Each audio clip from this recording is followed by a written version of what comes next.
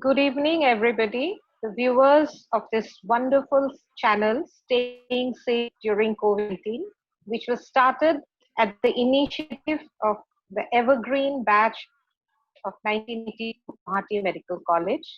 We had joined Medical College in 1982, and today, after 30 plus long years, in these strenuous and difficult times, we have started this channel to educate the masses about the small as well as big things as a support to live during these times. If you have already watched channel earlier, I would like to request all of you to hit the like button and subscribe to our channel because we keep uh, putting up YouTubes every single week, and we have already had 12 videos. This is our 13th, and we talk about important. So I'm sure all of you, if you subscribe to our channel, you'll have a lot of things you can learn from this whole channel. Also, today we'll be speaking about two very important aspects. One, we have noticed in our practice, as well as reports from the World Health Organization and all other research workers have come in that there are certain comorbidities which increase the problems faced by COVID patients or patients who have been found to be COVID positive. The ones with no comorbidities do pretty, whereas the ones with a lot of comorbidities have lots of problems. One of those comorbidities is cancer of any nature. So today we have with us Dr. Juditha CMD. She is a retired senior specialist in Civil Hospital Shillong, and she was member secretary of the State Cancer Society of Meghalaya. She has been working for many years as a radiation oncologist. Welcome, Juditha, to today's discussion. Welcome. Thank you, Mona Lisa. And we also have with us, a name who actually needs no introduction amongst the people in Gauhati, Dr. Sadhan Brata Das, one of the finest internists and senior consultant of medicine in Apollo hospitals. And Sadhan has been doing years in the field of medicine, taking care of patients with something extra. And Sadhan will tell us what that comes from as we go along. The other thing why I chose Sadhan to be here today with us is that Sadhan has been a regular practitioner of meditation for quite some time. And today he will tell us what part meditation can play in our lives. Welcome, Sadhan, to the meeting. Thank you. Okay. So as we move along, like I said before, the comorbidities associated with COVID increases the mortality as well as the difficulty of treating this disease. Juditha, can you let us know, like you must be having lots of cancer patients whose treatments are going on even in these difficult. Can you just highlight on what precautions these cancer patients should take, whether they are in remission or whether they are during an ongoing treatment, to remain healthy and safe? How can they do that? Sorry. But in meeting, I'll call you back.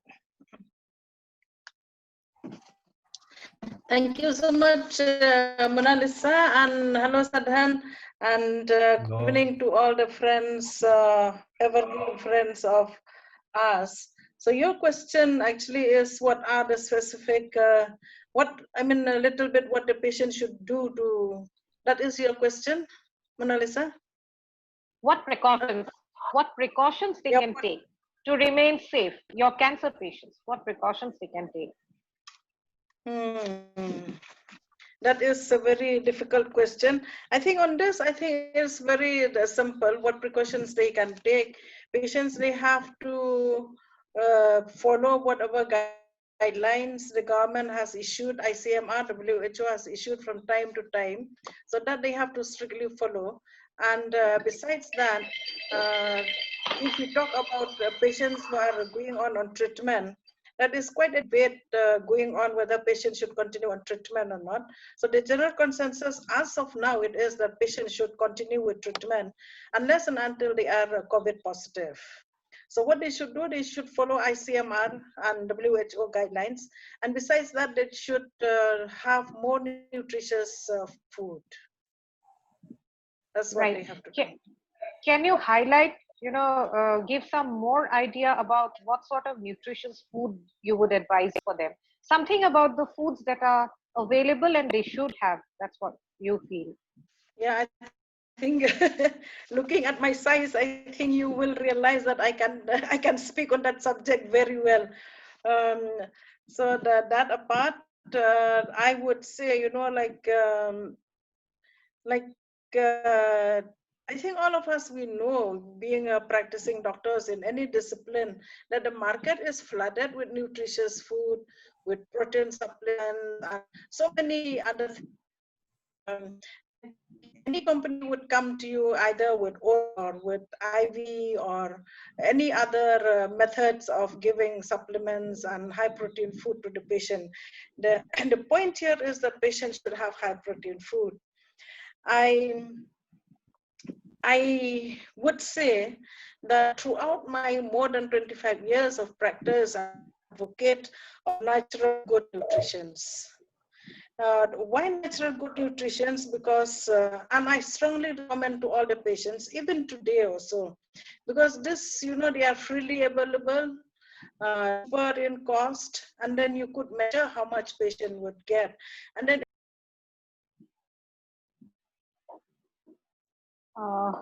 Judita probably has got disconnected because of her internet. So we'll wait for her. In the meantime, over to Dr. Sadhan. We have noticed that almost everyone, people who had earlier never complained of, having stress or anxiety, they have almost everyone. Yeah, sorry, Judita is back and I would like her to continue. Judy, you were out. Yeah, please continue. Please continue about the nutrition part. I was out suddenly, I don't know what happened. So I would recommend to all my patients to continue with natural high protein diet. And on the first day of counseling only, usually I do counseling mostly on food, besides, how the treatment would be. So usually I advise them, like 1 or 2 glasses of dal water. It's very good. They can prepare in any style and would get the taste that they long for or they have been having. And then I advise them, they should have at least a minimum of 500 ml of milk every day. They should have at least 1 egg a day. They should have at least 150 to 200 grams of fish every day. And they should take different types of beans, different types of grams. And this they can cook in any different style with any flavors that they like. It depends on the taste, on the area, on the habits, and on the customs. And of course, they have to have sweets and puddings, that also, because why sweets and puddings? Again, we could pour milk there, which they can add more value of protein. Banana is one of a very excellent food for cancer patients, and they could prepare in any style, banana shake, or they just have like that. They can boil, they can make as curry. So banana is one. And of course, we should not forget about the detox drinks. So I would advise, like the concoctions of different drinks, they should mix together. I usually advise patient, to go for natural detox drinks. And the patient would say, that this really, rejuvenates them completely. And besides all this, patient, they should have the stable food, whatever they like, including rice, roti, different types of Indian breads, and different types of meat, because in cancer, there are so many people who misunderstood that meat should not be consumed. While if the people are suffering from cancer. That is very wrong notion. But then the meat that we are consume every time, that cannot give us so much of protein. That's why all this which I have named before, they give us a lot of protein. So this I would strongly recommend for my patients, which I always do. And we should not forget tea, coffee. Right. So Thank you very much, Judita. Thank you very much. So basically, you recommend that they should have local food, naturally occurring food in that area, prepared mostly at home, preferably high protein, whether they are vegetarian or non-vegetarian, the food should be accordingly. Even vegetarian people can have very high protein diet. So proteins should be increased, and they should have a lot of vegetables, etc., which are locally available and not have the tin supplements and all. Okay, we'll come back to you again later, Judita. I would now like to move on to Dr. Sadhan.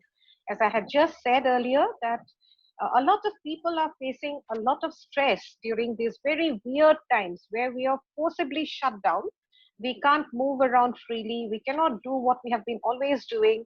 We cannot meet up with friends. There are so many restrictions which have been imposed by nature and due to necessity by the government also, and by ourselves on many occasions. So I have noticed in my field of practice as well as amongst my friends and family that almost everyone is touched with some amount of stress, anxiety. Even the people who were the most stoic earlier are having some sort of excess stress, especially among the children, because living, going to school as a part of life. One of our friends, Rajiv Chakravarti, had told in the previous video that growing up, in a healthy growing up, going to school is a part of development, proper development of a child. That is required. But now children are being forced. In my outlook, I have seen people who have done best are the people who have, in some form or the other, exercised their bodies and exercised their minds. Sadhan, do you think, have you noticed the same in your near and dear ones and in your patients? And what would you think about this whole situation? Can you help us? Thank you, Mona Lisa. I think I'm clearly audible now. Am I? Absolutely. Hello, Yes. am I audible? Yeah, Yes. right. Yes. Okay. Yes. Now, what we are going through since December 2019 is an extraordinary situation, which is diametrically opposite to the situation in which we are brought up or trained to be in. As by nature, humans are social animals. So here we have a situation where, because of the, as you have said, because of the government regulations and to stay safe, we have been, staying indoors, cutting down on our daily activities, and staying away from the things that gave us pleasure, like sports and going for shopping or eating in a restaurant or meeting family members and sharing things with them. So this is an extraordinary situation. And because it is diametrically opposite to what we were brought in, and always there is a factor of fear, as will I be the next victim. So this has led to a development of tremendous stress of an uncertain future, because the disease as such, apart from your the day to day our living style, has also affected livelihood of many. We don't know about the future. The earnings have come down, so automatically there has been a lot of stress. And as you will know, that normally what happens is, uh, our mind, it normally, it's a monkey mind. It always never stays in the current situation, in the presence. It either goes to the past or it goes to the future. If I tell you not to think of anything except a dancing monkey, you will keep on thinking about the dancing monkey. So that's the nature of the mind. That's why we call it a monkey mind. It's always in the past or in the present. It's hardly ever it's in the present moment. So this tendency of we human beings, to be in the future, an uncertain future, has led to the development of tremendous anxiety, and the tendency of the mind of having repeatedly going to the past as how good was my past and how affluent and how my earning were good, has led to development of depression. So this COVID has led to development of both anxiety and depression, and is affected a large number of people. In some this is overt, and in some this is covert. Absolutely. So so this is what. Yeah. So, what would you think about meditation, Sadhan? Is it a process or is it a state of being? Yes. Go on. The Look, meditation. It's nothing. It's basically staying connected with your own self by use of techniques which uses mindfulness of your thoughts, or focusing your mind on a particular object, activity, to train your attention and awareness to achieve a mentally clear and emotionally calm and stable state.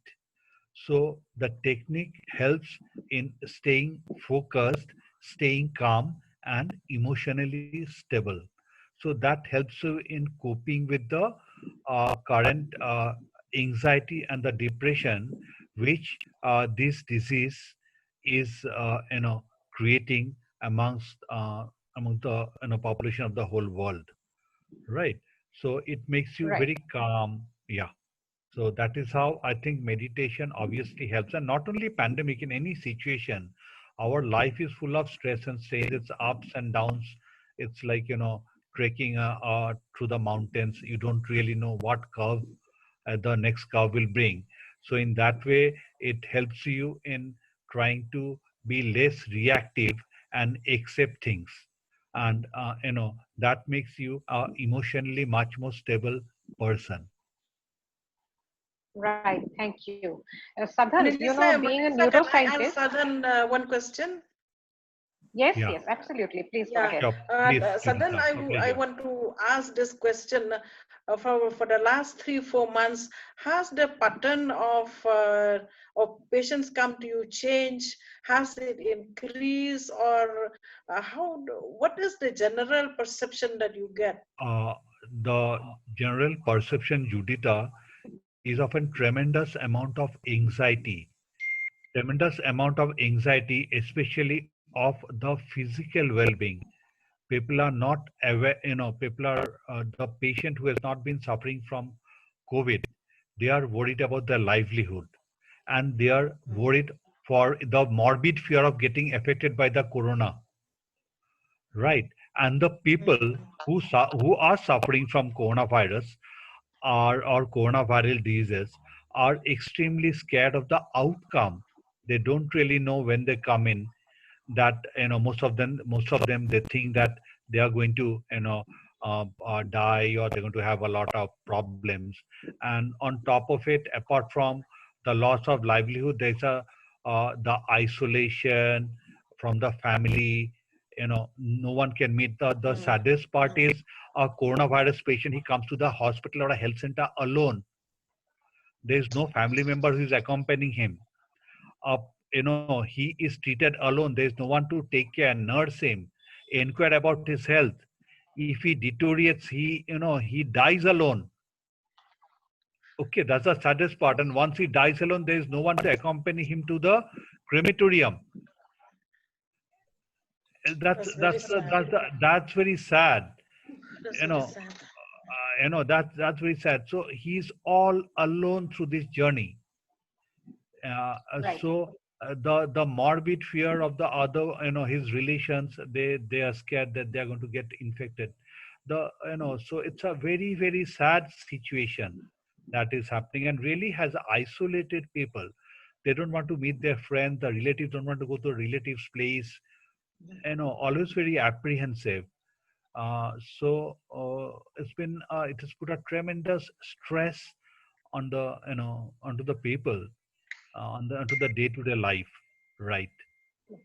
Yeah, Thank you, Sadhan, Sadan. I would just Yeah, I would just like to add, being a neuroscientist, I have gone through a lot of research work. There's a lot of research work on meditation, mindfulness, and its effects on the brain, both hmm, right, in physical structural change as well as in the behavior patterns of human beings. That's because the prefrontal and the frontal lobes become true, better, the true, true. hypothalamus becomes better, Yes, and a small yes. area called the amygdala, which is actually Ah, responsible for our emotions.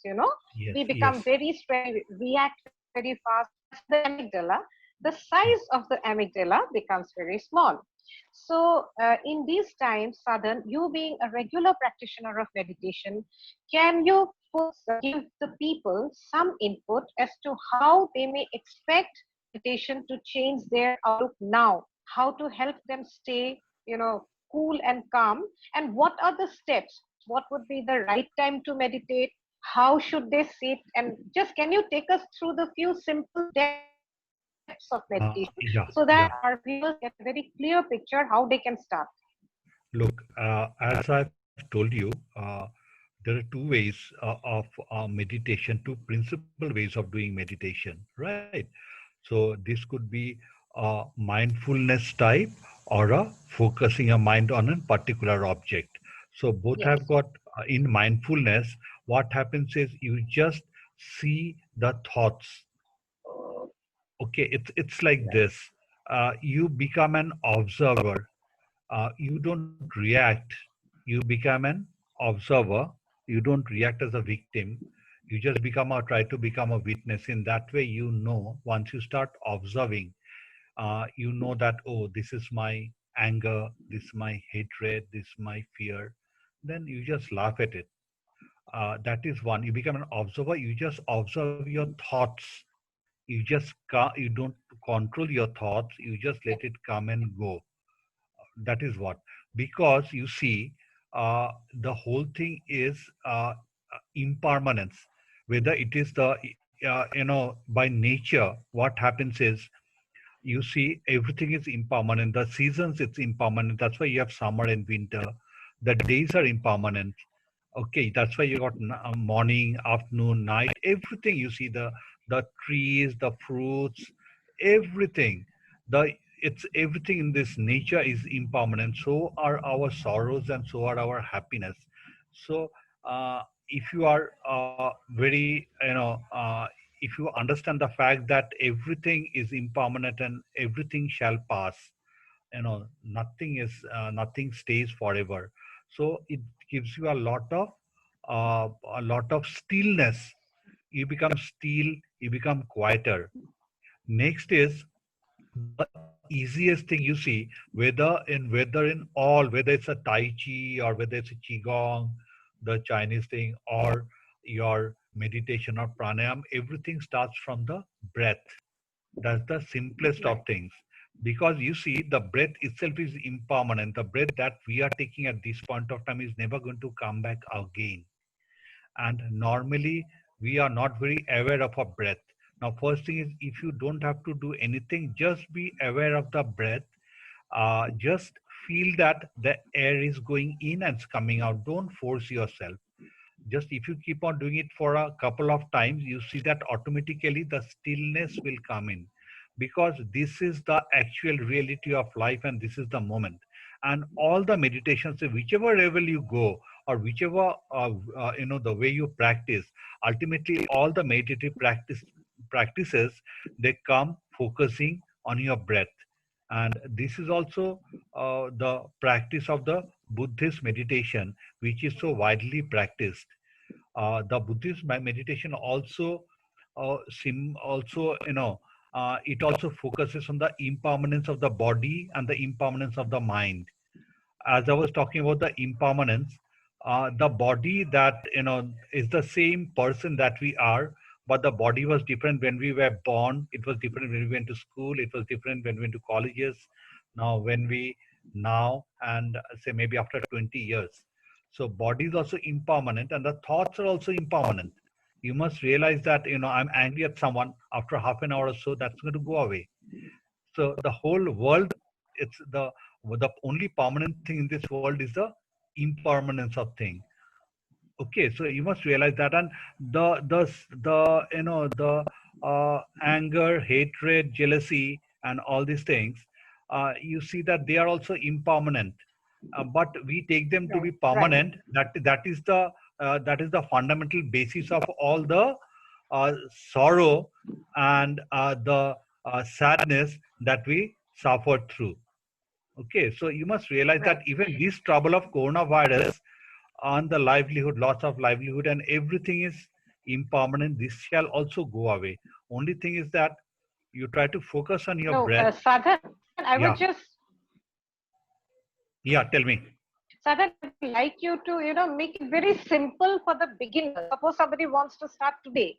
How Yeah, would you guide? Just 2, 3 just steps, okay, do okay. this, Just and your yeah, sure, meditation is sure, sure, started. sure. Right. Very simple You steps. yeah, very Yeah. simple. You can just sit still on a chair, or you can Yes.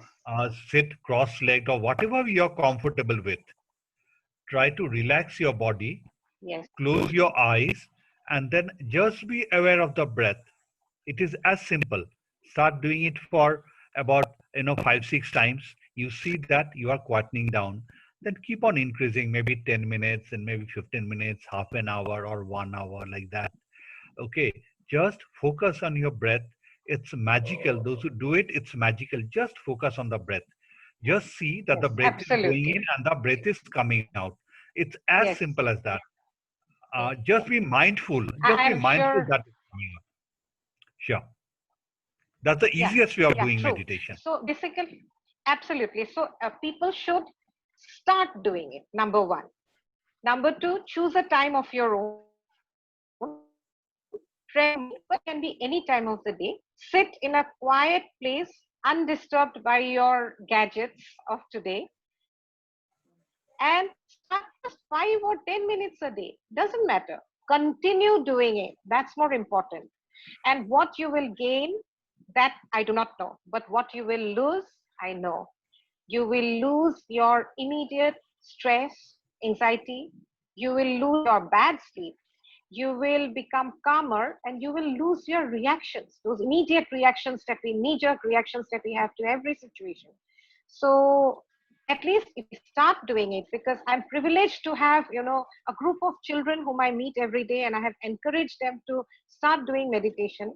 Most of them are patchy in their practice, but the ones who have continued for the last 6 months without break are the ones who are showing the best way of coping with their stress during these hard times. And I'm sure all of you must have seen that. So we have almost reached the end of our time today. I know time is short, but thank you very much, Dr. Judita and Dr. Sadhan, for your inputs today. And my, advice, or rather request to all who are listening to us today, is that uh, put in some effort every day, give some time to your mind, give some time to yourself, your inner being, and the results will come. Do it every single day of your life, be it in the times of corona or when we face these times. Thank you very much to all of you. Just